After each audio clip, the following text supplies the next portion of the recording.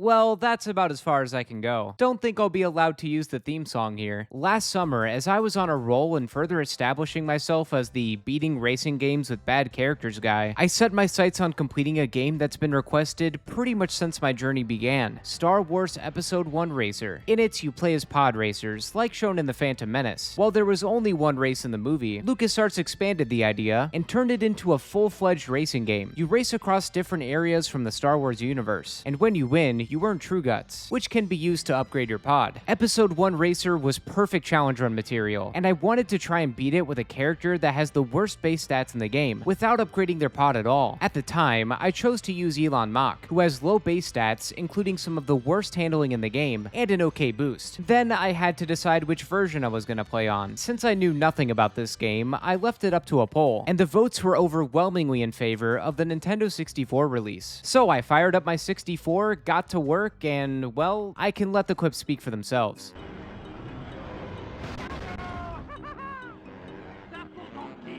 That was fun. Like, what the f is that? I hit the ceiling? You sound thrilled. Oh, dude, I'm having the time of my life. All right, no, I think we're fine. Oh, boy, that's not good.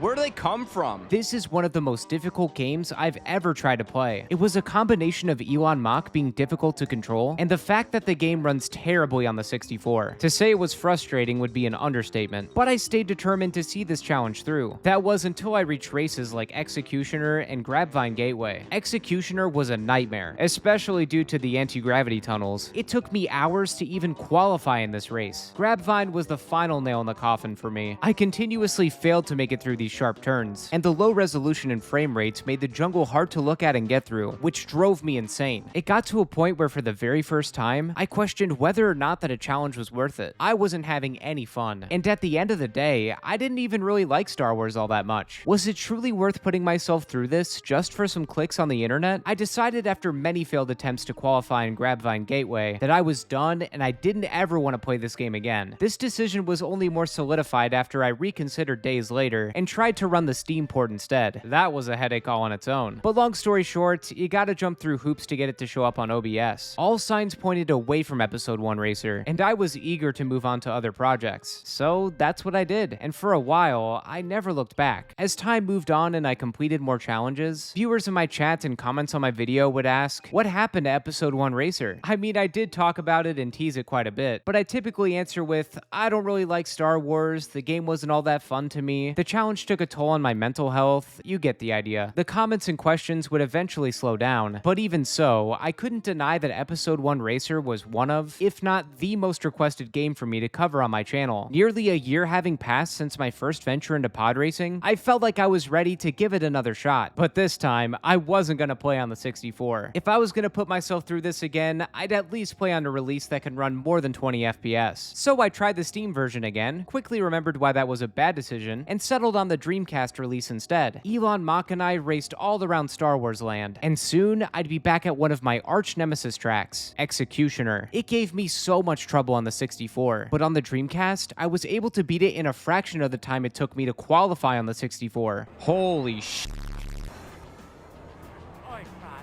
Oh my god! I was over the moon and felt like nothing could stop me. It did suspiciously feel almost too easy though, and the more I won, the more I started to wonder if Elon Mach was actually the right choice for my challenge, at least for the version I was playing on. Wanting to be 100% sure before I continued, I ended up chatting with some of the folks on the Episode 1 Racer Speedrun Discord to get their opinions. And wouldn't you know it, not Elon, but Wan Sandage was brought up as one of the slowest pod racers in the game. This was tested in a simulation, where the track is assumed as a straight line with no terrain on 60 FPS for 3 laps. Wan Sandage had the lowest time at 4 minutes and 18 seconds, whereas Elon Mach had 4 minutes and 6 seconds. Now with that being said, the decision of who's actually the worst regardless of speed may be up to opinion, but it was pretty apparent that Wan Sandwich was the slowest out there without any upgrades. Wan does have better handling than Elon, but Elon's boost makes him a better contender against others in the later races. I wasn't super crazy about starting over again, but if I was gonna do this, I wanted to do it right. The wait is finally over, and it's time to see if you can beat Star Wars Episode 1 Racer only using Wan Sandage without upgrades.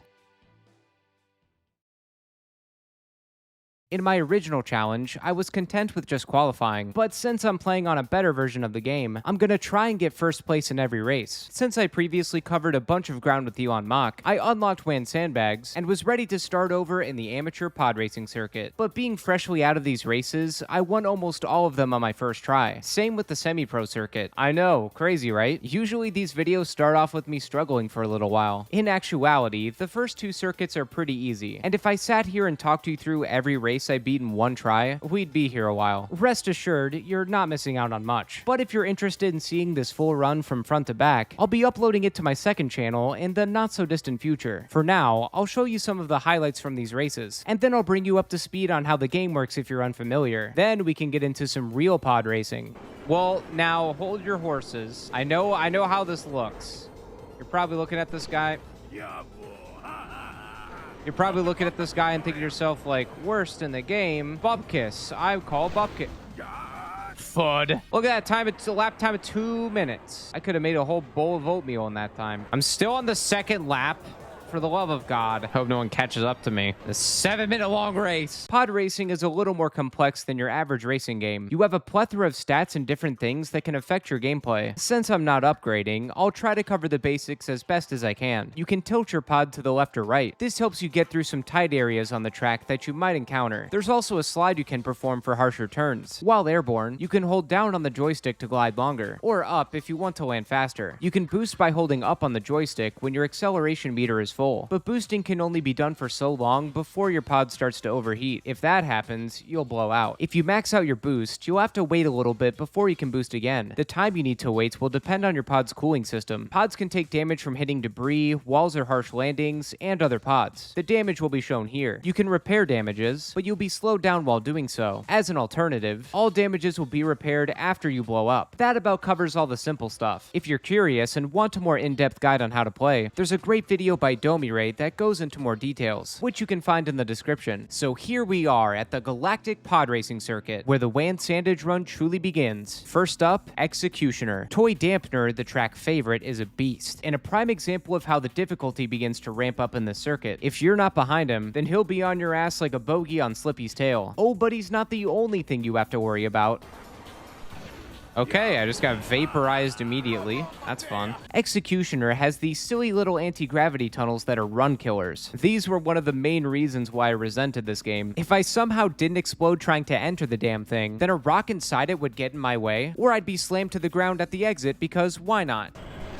Oh my God, what killed me? And this was only the first tunnel. Well, second if you don't take this shortcut. There's also a third tunnel towards the end of the course. Thankfully, it doesn't have any rocks in it, but you still have to be careful and not touch any walls. I should mention that if you blow up, your chances of winning are pretty much out the window, unless you're either really skilled at the game or have a sizable lead established, the latter of which is typically not normal. Toy Dampener will seize any opportunity he can get to get ahead of you, and if you let him stay ahead for too long, you won't be able to catch him. This is because the track favorite is programmed to be faster. To simply put it, the track favorite goes 10% faster than the other CPUs, then 6% faster when they're in the lead. It's kinda unfair. With some hope still in my heart, I managed to catch up to Toy Dampener after my explosions, and I passed him near this opening that goes horizontal and vertical. From there, I actually held the lead for the rest of the lap and well into the second, but those anti-gravity rocks wouldn't let me stay in the lead for very long. Well, history repeats itself, and I had to go through most of the same annoying issues all over again. Hardly any of the other races had these problems, and I felt so underprepared, even after having beat this track with Elon. But like I mentioned before, his speed and boost outmatched Wan's, and that made catching up easier. It seemed like if I was gonna win this, I needed to perform a near flawless run. A perfect execution.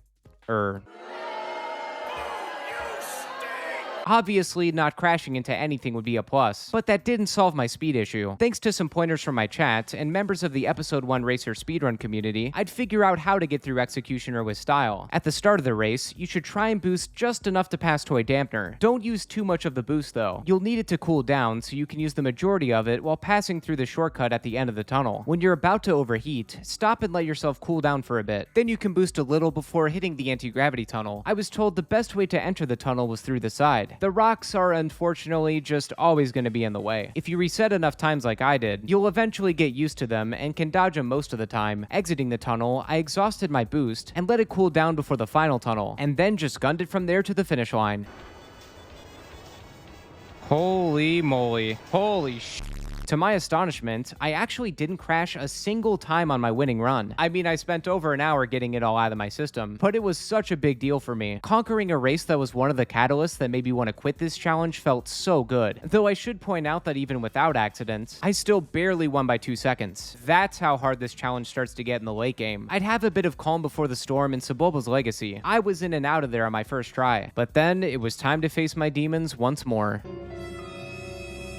Grabvine Gateway. I truly never thought I'd ever make it back to this point in the game willingly. The favorite here is none other than Anakin Skywalker, and his silly attempts to insult me whenever he passed by got to me real bad when I played this on 64. Dude, I've been sliding, I'm sliding.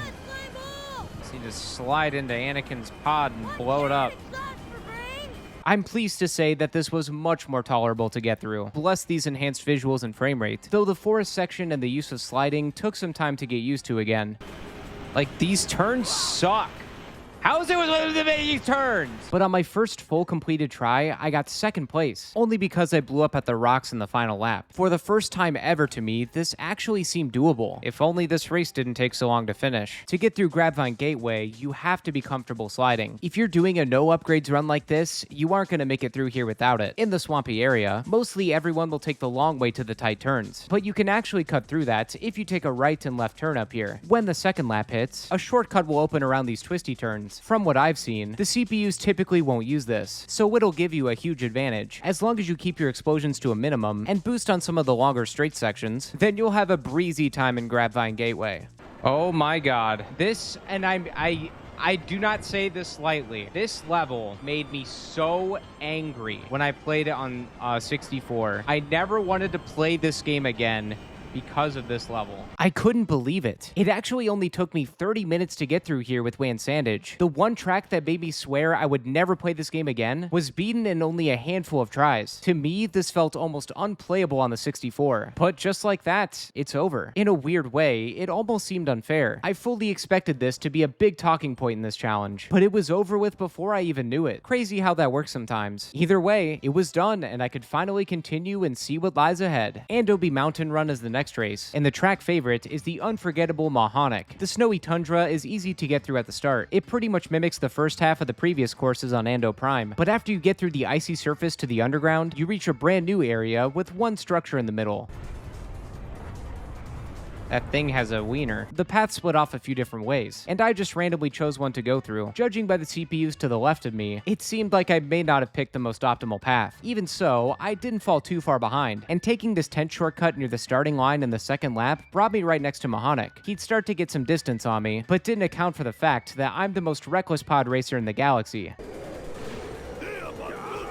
You die? After we both dusted off our pods, I followed him to see which path he'd take when they branched out. It was one on the left here, and cut through some of the main path. He and I remained close together, and I was looking to get ahead through the tent shortcut, but the cloth material was too strong.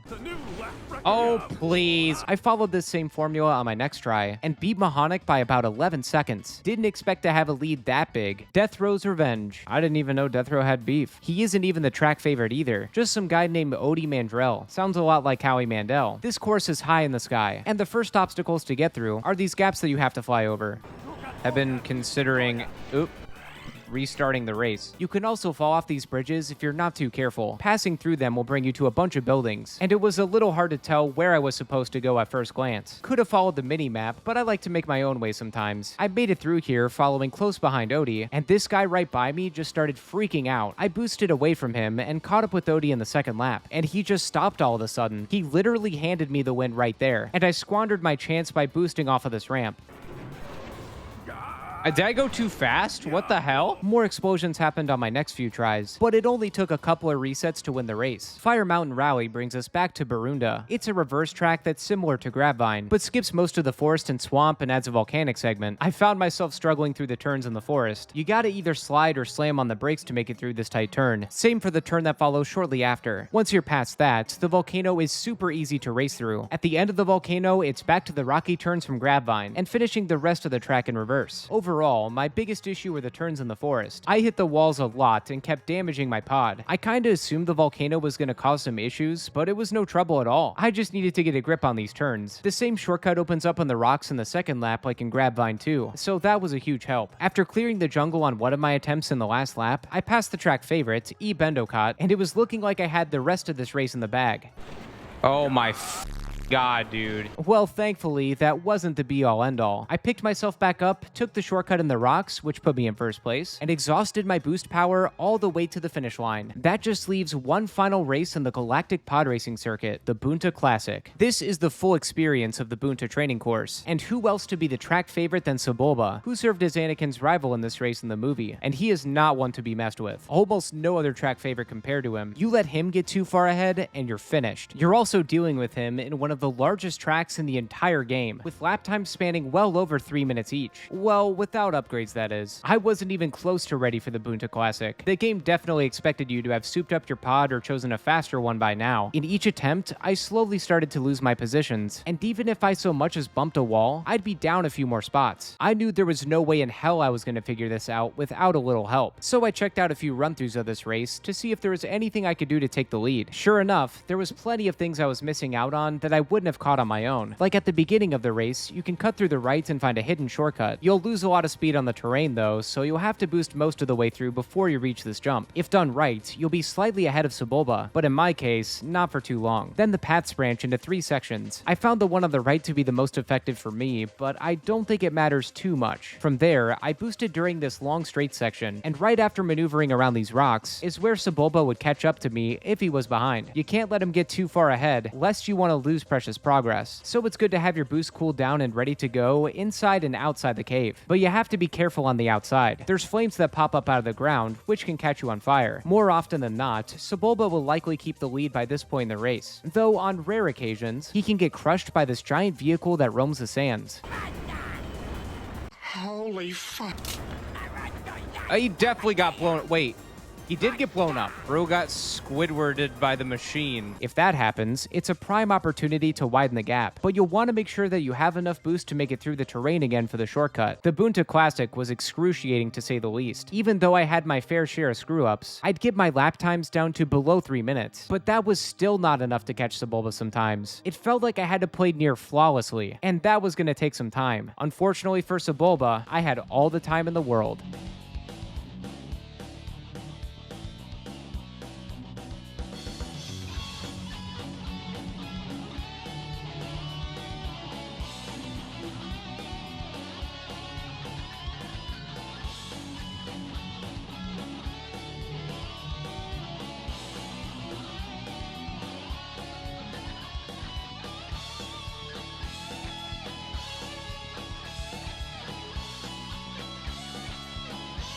I was improving over time, but was still hardly a match for Sebulba's speed. That was until one big ol' roaming vehicle would put an end to his reign once and for all. I'm not sure why this one crash hurt him more than any of the other ones I've witnessed, but Sebulba was down for the count, and I dominated the rest of the race. I didn't think I was gonna win off a fluke. But hey, here we are. I'd end up beating him by almost 7 seconds on the dot, and it only took me about 2.5 hours to do it. That's longer than I spent in the amateur and semi-pro circuits combined. The podium hits, and the announcer grants me the title of the fastest pod racer in the galaxy. Then the credits begin to roll in, and you might think that this is over, but not quite yet. We still have to go through the mirror mode. Nah, I'm just kidding. Though there are mirror tracks after you complete every race in first. While I'm not covering all that in this video, there are 4 bonus tracks to complete in the Invitational pod racing circuit. Those are Ando Prime Centrum, Abyss, the Gauntlet, and Inferno. Ando Prime Centrum wasn't too hard, especially when compared to the last race. This track branches out quite a bit, so you have to find the best paths to take. The most effective one I found was on the right here after moving up this ramp, though the left turn that followed caught me off guard.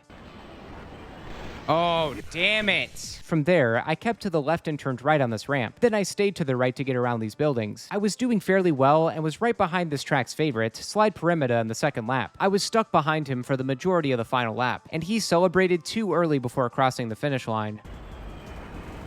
Nice! Yes! Oh! Wow, that was crazy. This is the closest I won any of these races, and I'm still shocked to have pulled that off. The next race is Abyss. It's infamous for being one of the hardest tracks in the game, because if you fall off the track to this underside, you have an extended path that will put you behind everyone else. Even with Wan's decent handling, it was still easy to fall down. But if you can avoid doing that, this race isn't as bad as others made it seem. Maybe this is where having no upgrades finally gave me the upper hand. What with Wan's pod being so slow and easy to handle, I ended up clearing this race in almost no time. The gauntlet gave me a little more trouble than the past two, partially because it's a lot longer, and because there's anti-gravity tunnels. I was hoping I'd never have to see these again. I even had a little PTSD from Executioner when I thought one was coming up.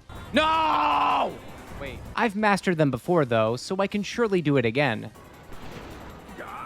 Well, eventually. I also found a large shortcut while following the track favorite, Gasgano. He shouldn't have let me do that, because after I remastered the art of anti-gravity tubing, it was all over for him. That just left Inferno. And what better way to send off this challenge run than with one of the easiest tracks in the entire game? Not even the favorite, Ben Quaderneros, which is also the name of a great band you should check out, could keep up with me. It felt like a nice final race to say, congratulations, you just proved that you can beat Star Wars Episode 1 Racer only using Wan Sandage without upgrades. Wow, I can't believe that it's finally finished. Over a year in the making, and I bested the game that bested me. I want to give a big shout out to those in the Episode 1 Racer speedrun community for helping me come up with this new challenge and being so supportive of my efforts to make this happen. Even though I made my initial hatred of this game clear, they welcomed me in with open arms and provided a ton of encouragement. And also, of course, I want to sincerely thank all of you who've waited so patiently for me to cover this game. I hope you enjoyed watching. I'll say that after finally completing this game, I have a newfound appreciation for it. The challenge was frustrating, sure, but I shouldn't have let that cloud my judgment on the game overall. Episode 1 Racer was very enjoyable, and I'm happy to have experienced it in full. Overcoming the Bonta Classic without upgrades was one of the toughest things I've ever had to do in a challenge, and despite there being some luck involved, I'm proud of myself for seeing it through. But despite my accomplishments, I still feel a little empty not having completed the game with Elon Mach on the 64. He was definitely harder to handle compared to Wan, though I'm sure with some practice, it could be done without upgrades. If I'm being honest, I don't really have a desire to give that run another try, but maybe someone else out there does. As far as I've seen, no one has completed this game with Elon Mach on the 64 without upgrades. So as of today, I'm putting a $100 bounty up for the first person who can do it. The rules are simple. Your run must be completed on the 64 with proof of using original hardware. EverDrives are fine, but no emulation or enhancements will be allowed, except for the expansion pack, of course. Your run must show each race completed in first place in one full video. I know I didn't require first in my own personal attempt, but unless proven otherwise, I believe it can be done. Recordings can be done either via a capture card or with a camera pointed at your TV. The first person to submit their completed run will be crowned the winner, after legitimacy is proven. Runs can be submitted via the link in the pinned comment. I'd also like to do a follow-up video with said winner, if they so choose. So if you think you're up for the challenge, then Godspeed and good luck. I'm looking forward to seeing this beaten. Be sure to hit the like button if you enjoyed this video. Also, I stream all of my challenge runs live on my Twitch channel, and here on YouTube. If you'd like to check that out, be sure to subscribe or follow me on Twitch. The link to my Twitch channel, along with links to my other social media accounts, can be found in the description. If there's a challenge run you'd like to see, you can also check out the description for a direct link where you can submit your ideas. Thanks again for watching, everyone. See you in the next video.